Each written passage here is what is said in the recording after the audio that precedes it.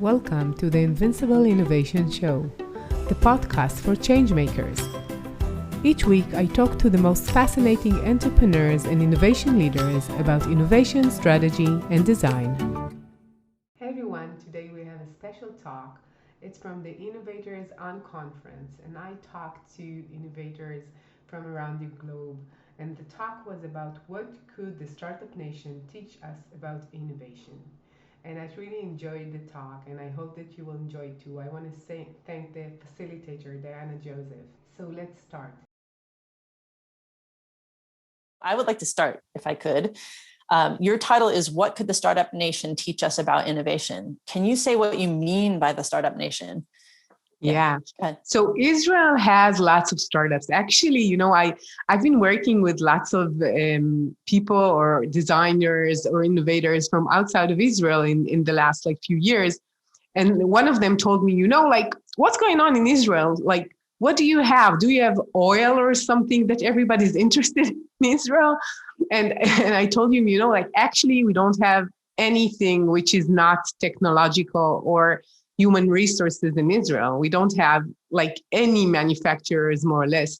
So the only thing you could find in Israel, and lots of it, is technology and startups and entrepreneurship, which is built in what we have in Israel.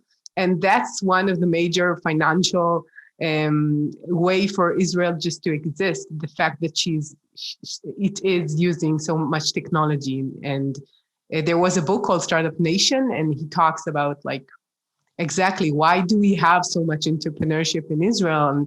And I think that most people, when they think about Israel, especially right now, if we're talking about what's going on in the world and all the unknowns and the situation here, everybody remembers other things about Israel.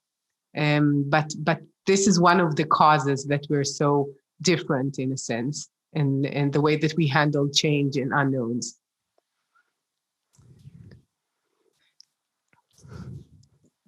So talk about your story. How did you become a part of this startup nation? Before I do it, I see Jamie is asking what space do most tech startups play in. So Israel is very known for several things how do you call it? The Mobileye is the latest thing that came from Israel. The auto that you could see outside of the car, an autonomous car could use this invention, and it was bought by Intel. And this Conquise is from Israel. Lots of Fiverr and Wix and Waze, of course, and lots of things that usually people are using in their daily life were invented in Israel. Lots of things related to finance and security, of course. And there are many things that were invented in Israel. Many of them grew here and then established companies purchased, and we're less aware that it started here. But there are many things in tech that have started in Israel. And we have lots of entrepreneurs and young people really interested in building something new. Yeah, thanks, Jamie. So now you're welcome. So I can tell you a short story about myself before we start. Usually when I talk to people, I meet them and we meet face to face, and you could imagine that I have feet, but most people see them when I talk and you don't. So I'm trying to interact with people as much as possible and really tell them and be connected, tell them my story. So my story started, I think, about 15 years ago. My career started when I was a designer in a tech company, a small tech company, actually a startup. And I wanted to change the world. I wanted to be as inventive and to change the world, at least as Steve Jobs. But, it was a small startup and I didn't do that much. And I felt a bit disappointed because many people that I worked with or started to learn with, they became entrepreneurs and worked with very, very big successful companies. And I was pregnant with my second child. And then, I didn't do anything about it, but I was a bit frustrated. And when I was on maternity leave with my second child, I was called to the office, and I was a bit surprised, when you're called to the office and on maternity leave, it's usually not that good. And the only thing I remember when I went to this meeting is that I took my small baby and placed it in my baby carrier and went to the office. And it was like an hour, and I remember only 2 minutes. That when he fired me, my small baby started to cry because my heart pounded so fast against his chest. And it was a shock. It was really unpredictable for me. And I was like in shock. And I came home and I said, I have two small kids. And how will I find myself? And I was in the middle of my MBA, and like it was too much for me. And I didn't know what would happen. It was very, very like unknown for me. And then a friend called me and he said, you could start working for my friend. And it was just the beginning of something really, really great, because it was a very successful company that it still exists. So it means that it was a very successful startup. And I started to understand what is it that makes a successful startup? How do you create a successful product? And for years from that point on, I really understood what should be done. And I've been working with many companies, helping them to create these products and to create the design and the experience and everything. And like 7 years ago, Google approached me and said, come and do that in our accelerator. So I was part of their startup accelerator. And I created this program out of that turning point in my life. And I really believe in these like things that happen to you that at the beginning, it looks like, wow, this is like wrong. I'm not in the right location. Something is off. I'm really in the unknown, and something which is very stressful. And I believe that it's always an opportunity to do something better and to learn from it. So that's the beginning of what started afterwards my book, Innovating Through Chaos, because I really believe in these like incidents that, yeah, everything changes, but you could do with it so much more. Beautiful. I wonder if you could share the framework with us when you talk about the program. Sure. So we have one slide. So yes. After I worked with so many startups and I learned so many methods, like Lean Startup and design sprints from Google. I went to Google and learned from them the design sprint, so forth. I created this framework, which is very similar to what is like all these together, but it adds more to that. So the first stage is just to analyze, just to understand. And what I add there is the strength and the market and the client. So if you already have a company, and it doesn't have to be a very traditional company, it could be just a small company that already has something in their hand or a product which is successful. In many cases, when they start something new, they just start from the lean startup, which is an idea, but they have strength and they have capabilities and they have clients and they understand the market and they have already clients that are very like suppliers and clients and connections, which are all things that they could utilize. So analyzing is the beginning of what you currently have and what you currently know. It doesn't have to be a very bright idea, but it could be starting from the very basic of what you have right now. Then you have the focus. So many people say like it's an ideation and then you focus on the idea. But for me, you start from very big dreams and you need to select the right one. And that's why I call it focus, although it's like beginning with very, very like off and things that are bigger than what you think. But the potential is in finding the right ideas out of all the things that you learn and you could do. So focusing is the second one. Then you create something. Because I come from design, I have my first degree in design, my second in cognitive science. So I really touch in these 2 points that every entrepreneur needs to understand, which is people and the creation of new things. And in this third part, which is very, very important, because many people say, yeah, I have great technology and I have great ideas and I could just imagine how could people utilize it. But the connection and when the rubber hits the road is when it's when you have an idea that you could show someone. It needs to be tangible. So you're creating something and bringing life into your idea. And it doesn't have to be a perfect product or a beta or a MVP version. It needs to be something that everybody could understand. It could be a demo, it could be a prototype, it could be a first version, whatever, but you need to create something and it needs to be understood and tangible and people could relate to it. And you don't need to have lots of words in order to explain what you're doing. So that's the third part. Then you have to test things. So the third part of making, you need to make it in order to test.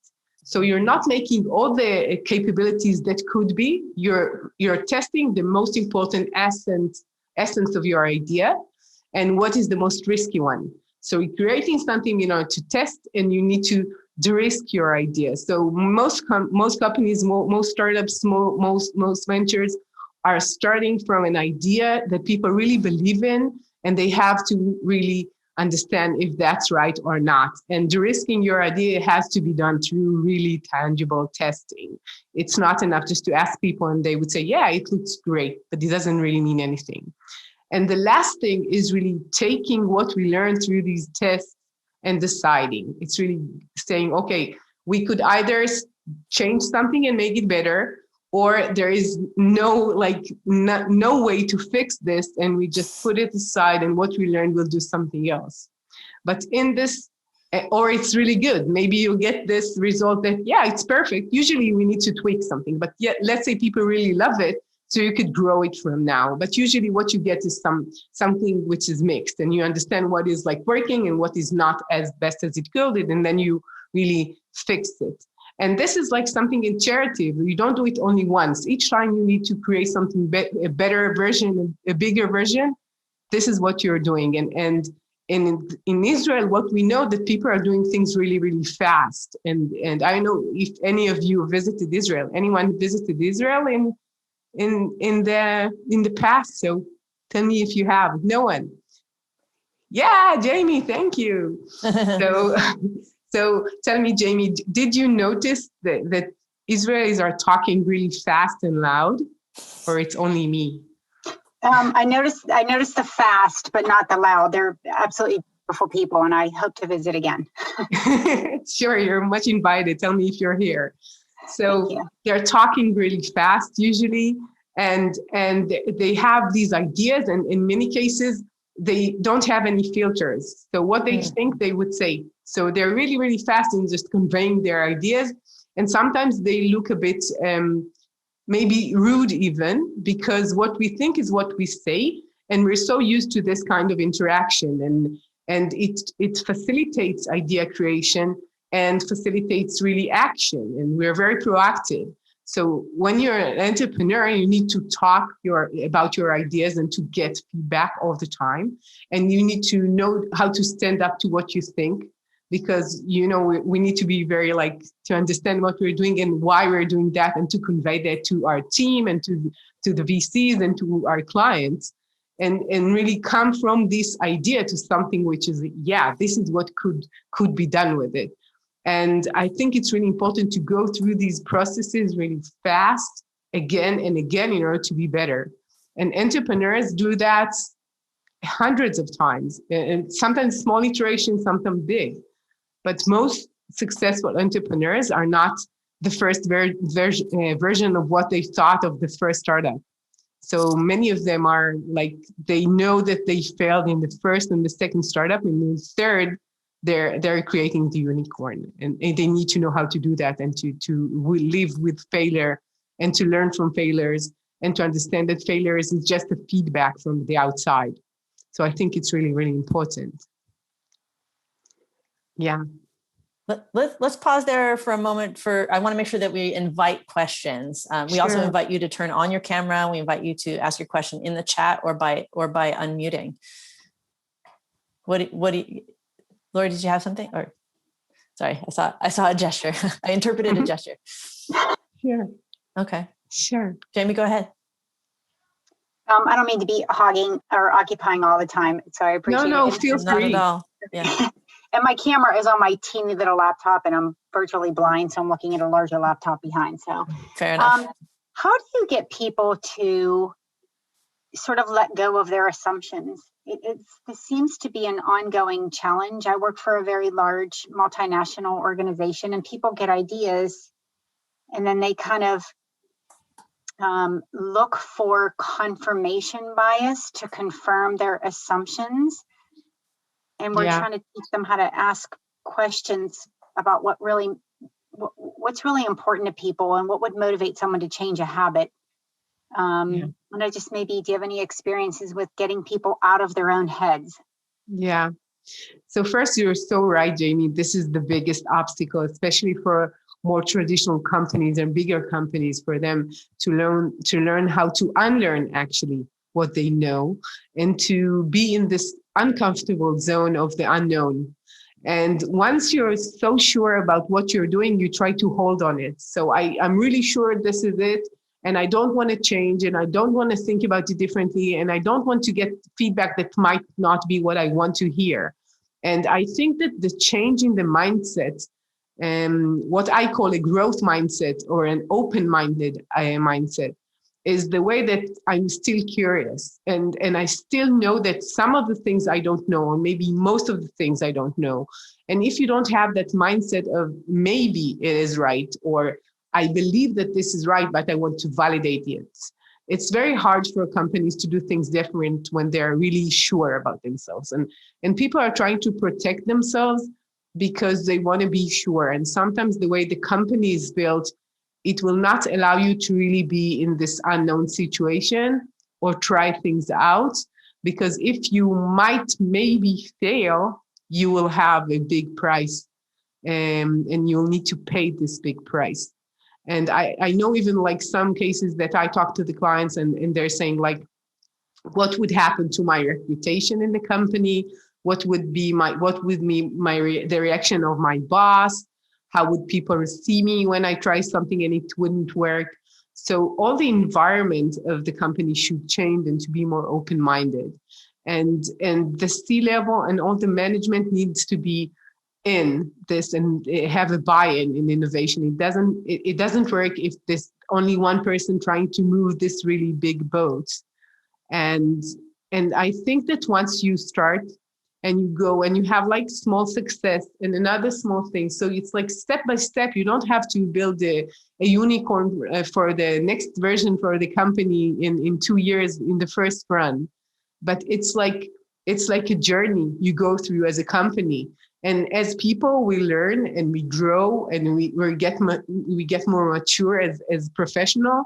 And the same thing could happen to our company if the company is willing to change.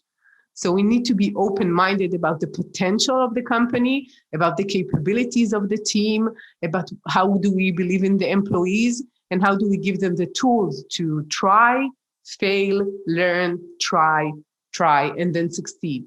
So we need to understand that it works more like, if you need to understand it as a VC, like having very small bets, and not like what we're currently doing, that we have like, everything is so sure, this is how we're doing things right now, and this is how it's going to work in the future. So the change in the mindset is really, really important. And I totally agree with you that it's challenging. Yeah, agreed. Thank you. And I like your comment on the small bets too. Sure. I see. I'm reminded. Oh, go ahead. No, I see a question. Yeah, I'm with you. Great. Go for it. I will save mine for How later. do you get people to let go of the assumptions? Oh no, sorry. That was me repeating Jamie's because I wanted. I didn't see that. Goes with, yeah, no problem. Yeah. I was really reminded in what you said. I was reminded about something that you write about also in the book, which is the risk of doing nothing, the risk of not innovating. Can you talk about that a little bit? Yeah, I think that this is what most big C-level leaders are trying to avoid and not think about. And maybe this is what they have in mind when they're afraid. Because we all know that companies who will not change will stay behind. Everything around us is changing. We surely see that after this pandemic year, but we see it all the time. We see the very big companies taking chunks of so many markets. You see Google going into payments and into social and to so many things related to buying and shopping and everything, and Amazon and Facebook and everything is the same in that aspect. And I think that we need to understand that this is only one side. So these companies, they have the side of the big, very, very big giants, and they have the small companies and the small startups on the other side, taking chunks from that side. So they're stuck in the middle, and they understand that if they want change and innovate and do things differently, they will lose the battle. and everything is moving so fast right now. And we know that technology is moving fast, and we know that the world is changing in a way that we cannot really perceive and predict. So we need to be ready. And innovation is like buying an insurance. And when you need it, it's sometimes too late to try it out first time. So you're doing it all the time and growing and learning and getting better and opening your options to other possibilities all the time. And when you really need it and you're trying to win the battle in your market or something really big is happening, you have the tools to do it much better, and you have the additional options and more products and more services and capabilities to grow from.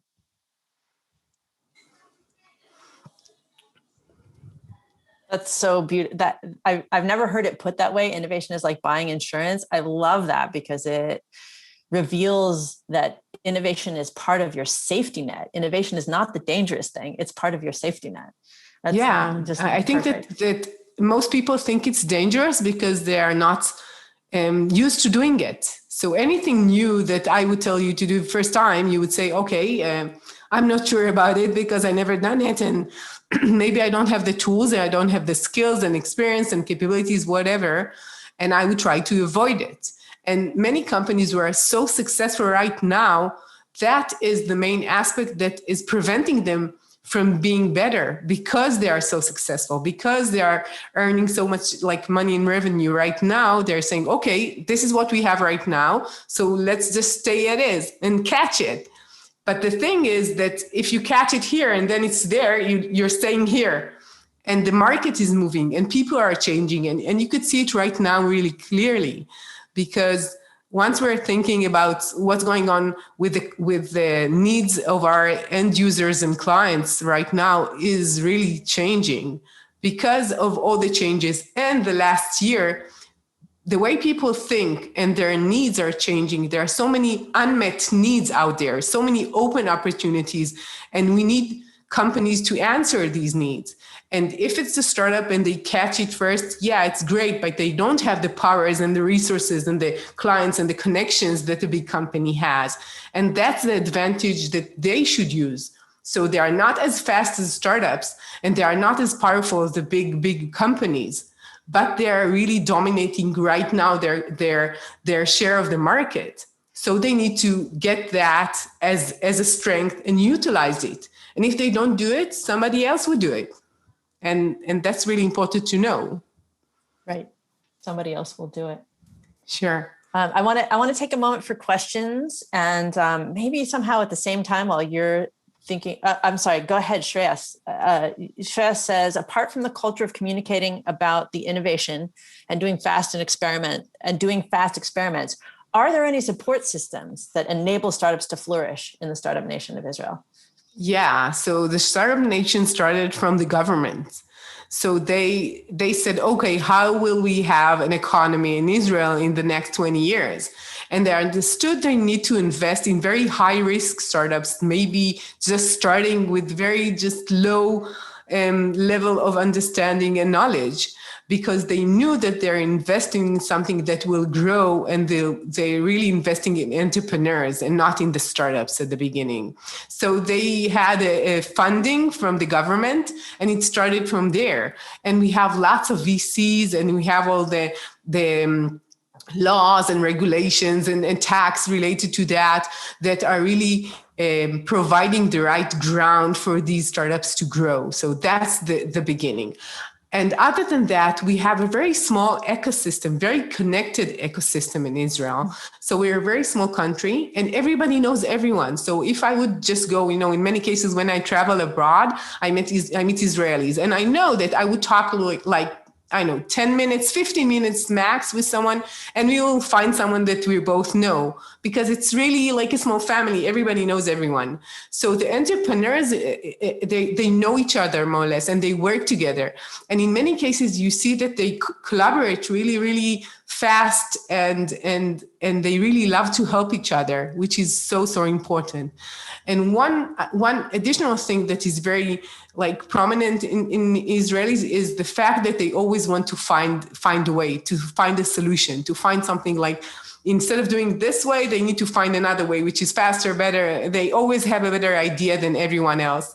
And when I talk about Israelis, I always tell the same story about there are tests for the kids when they're like, I think in the second grade. They are testing all the kids, I think in Europe, maybe in some of the parts of the US and in Israel, they're testing them in order to see their capabilities in math. And it's called the PISA test. So it's like a test that everybody takes the same test in order to see the levels of the countries. And apparently Israel is not that good in math. So we're more or less next to Mexico. So like we have the numbers, we're not good at math. But in one of these tests, they asked like, how sure you are you're going to get you're going to be one of the best results. And then Israel came on first. And this is the gap, that you don't have the capability, but you have the belief in yourself, which is really, really, really important when you're an entrepreneur. And startups need to believe first, and to believe that they could do it and the idea could grow. And if not in this way, it will be different. And not this way, it will be different. And they're very flexible. They know that what they start with would not be the last thing that they will do the exit with. They know it's a journey. They know there'll be like ups and downs, and they know that this is going to be a roller coaster. And it's something they're very used to. You know, their life in Israel is very unexpected, and being in a roller coaster is what we do right now. So it's part of what is like the startup nation, actually. You really hit Shreyas's next question. How do people focus on innovations and startups, even amidst the constant warlike situation?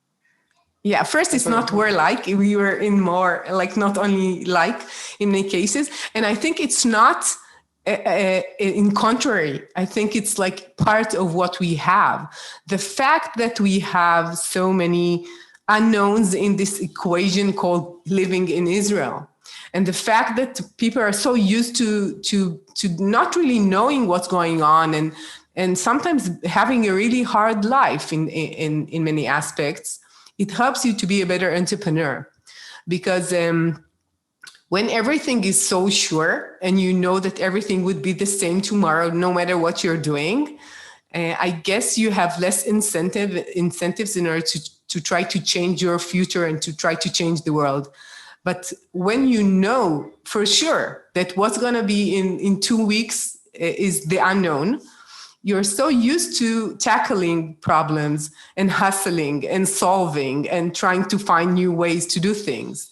And this is not only like the Israeli way of thinking, it's a Jewish way of thinking. You know, most Israelis are Jewish, like it's the Jewish nation.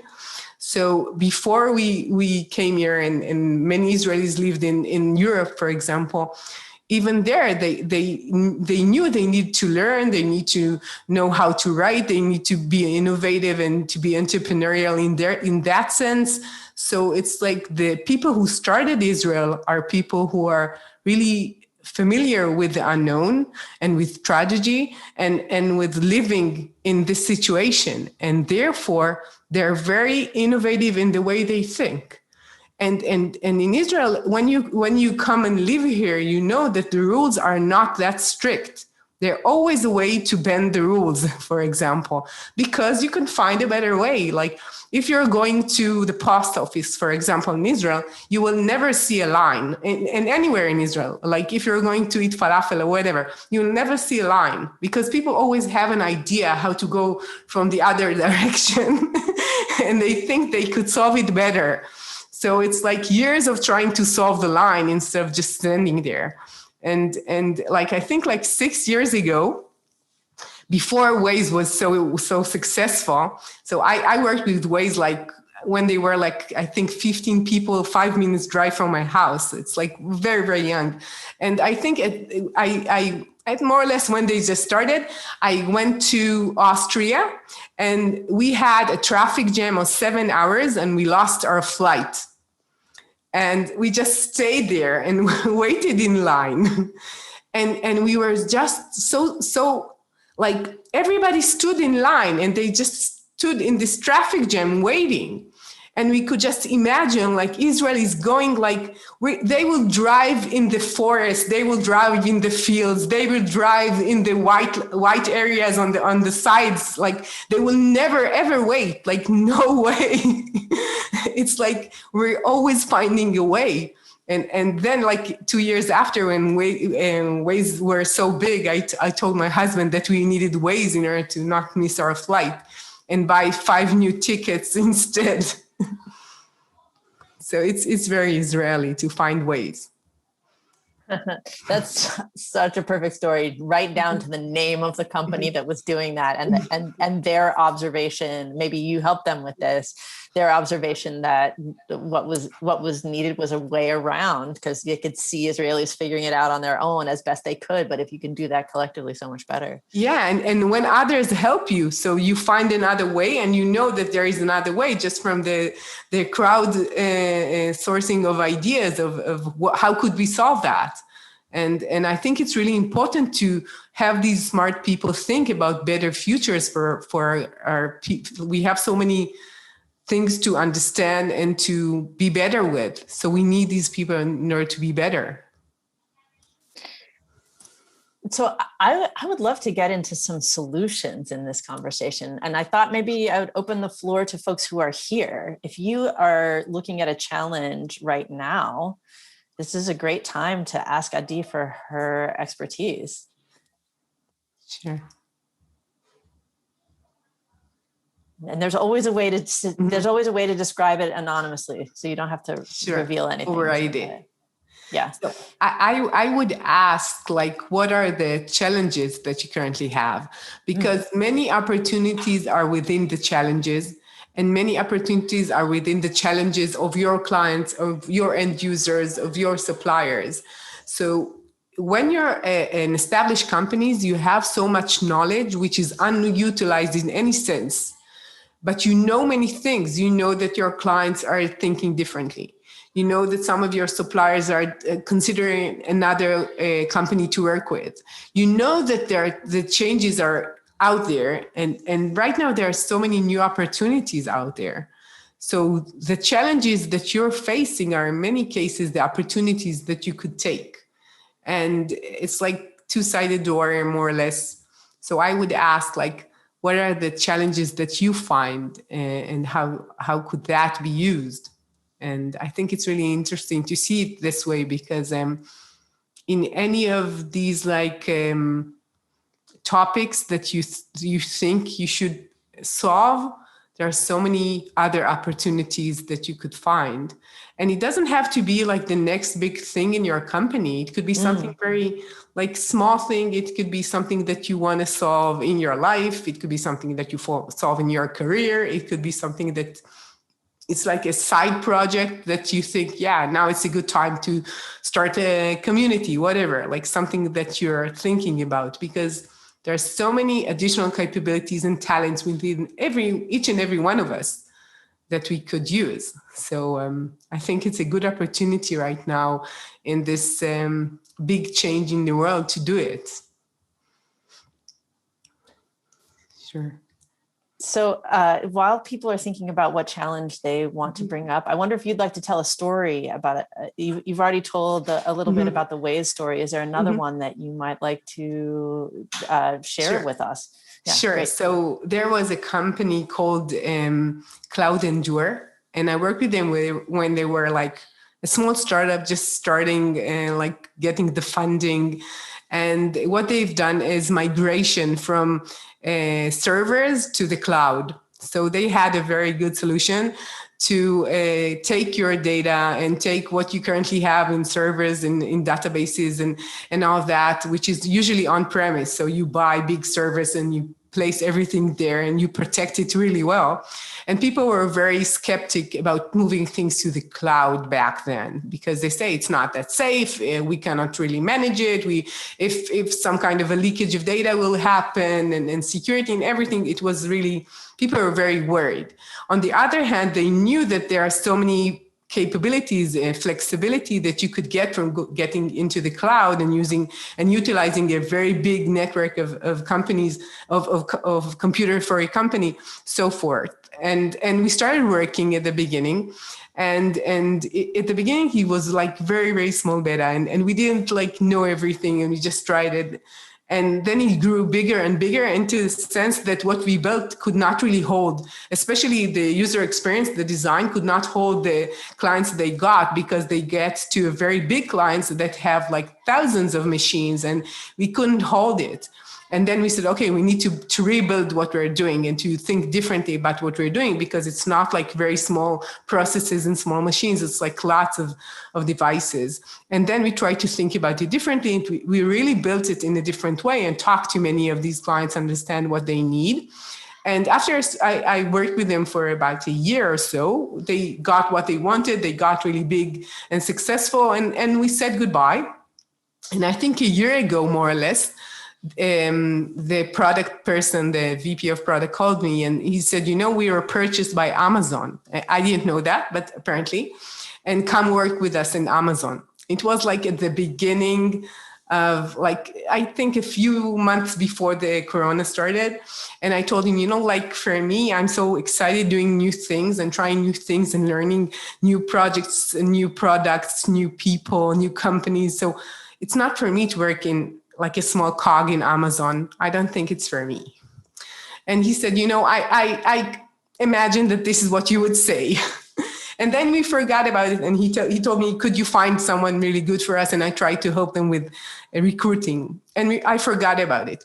And then Corona happened. And I think at about April last year, he came back to me and he told me, I'm not sure, but maybe we have someone.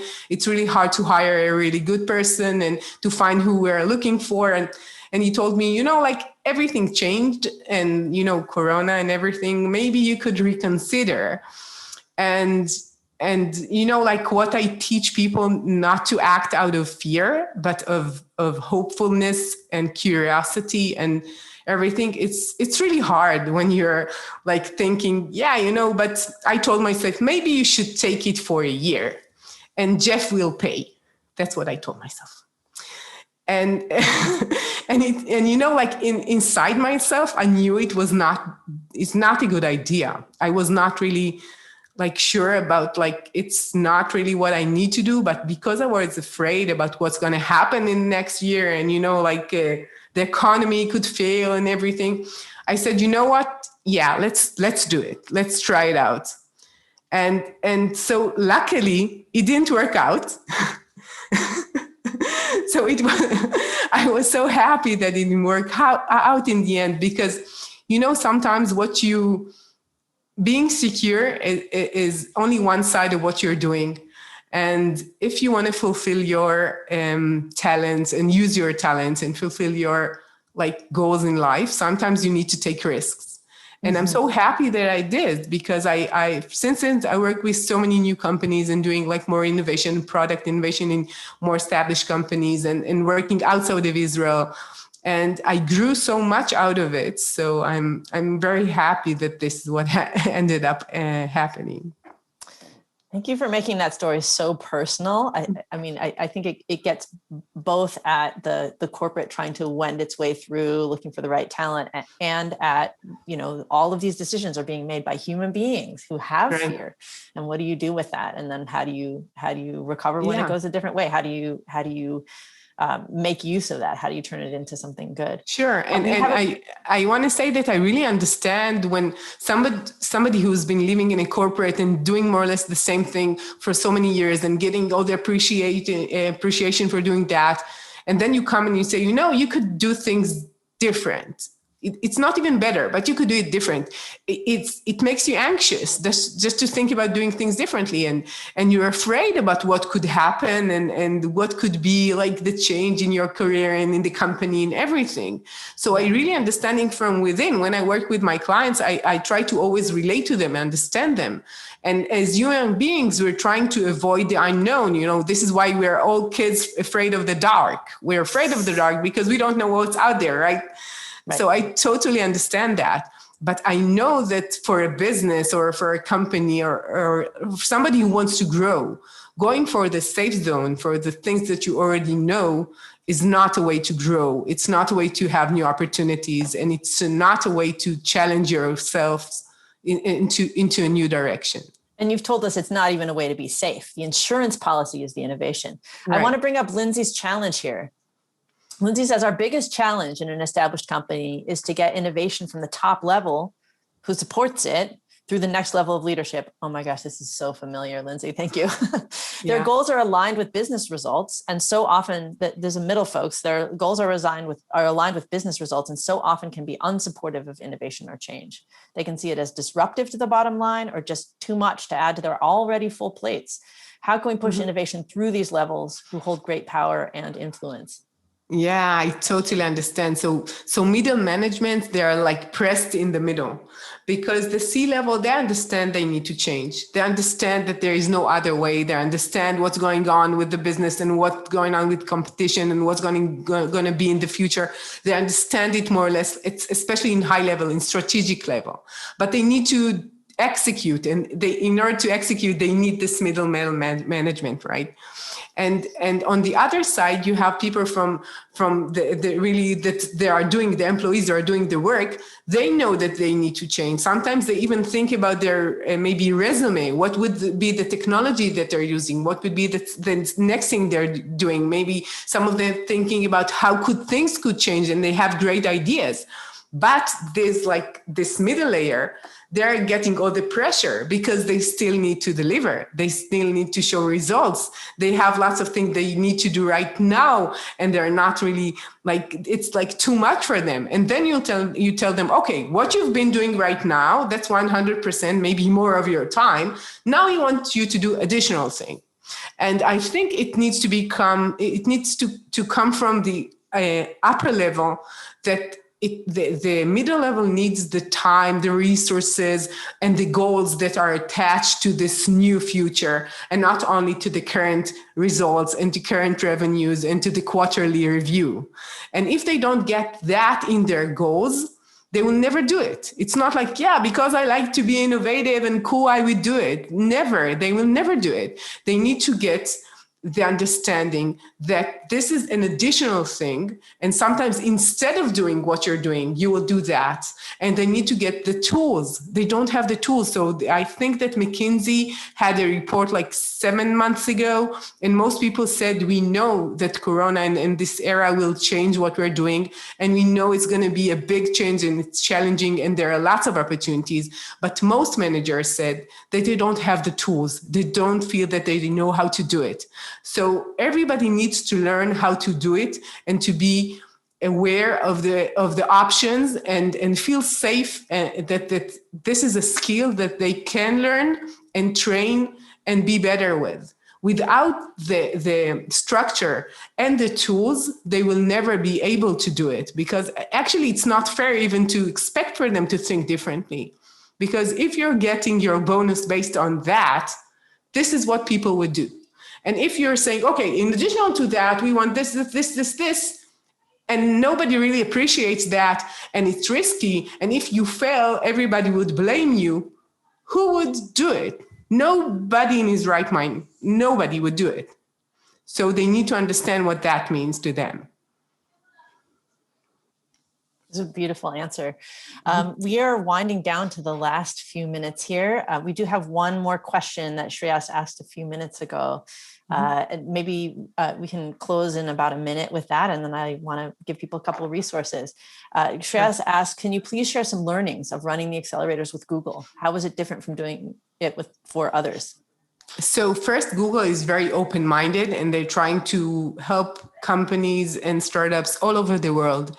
And in some cases, I have to admit that it was a privilege working with these very young startups that sometimes, for example, they're having collaborations with lots of incubators and accelerators in addition to what they're doing. For example, for several times, I worked with Google and the World Food Organization, like the UN's World Food Program, and they're bringing startups from Africa and from people that usually are not, like, people are not thinking about startups in Africa and North America, for example.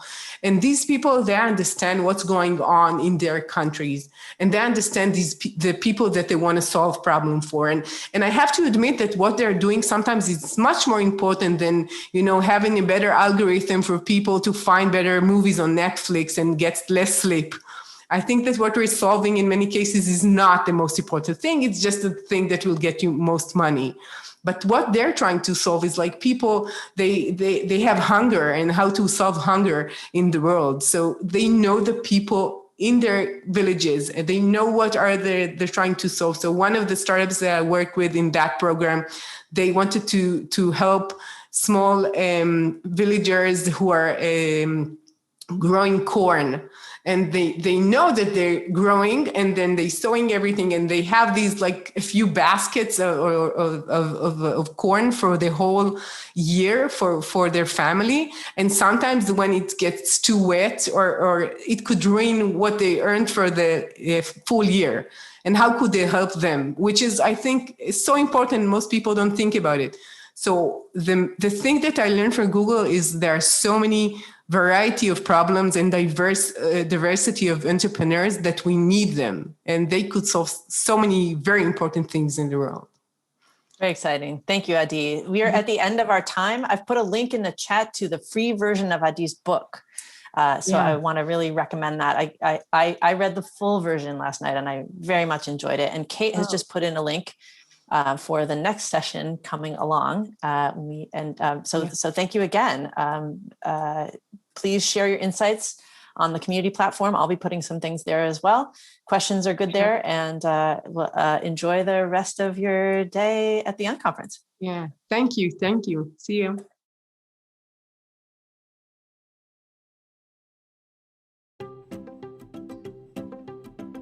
I'm Adi Mazor Kario, and you've been listening to the Invincible Innovation podcast.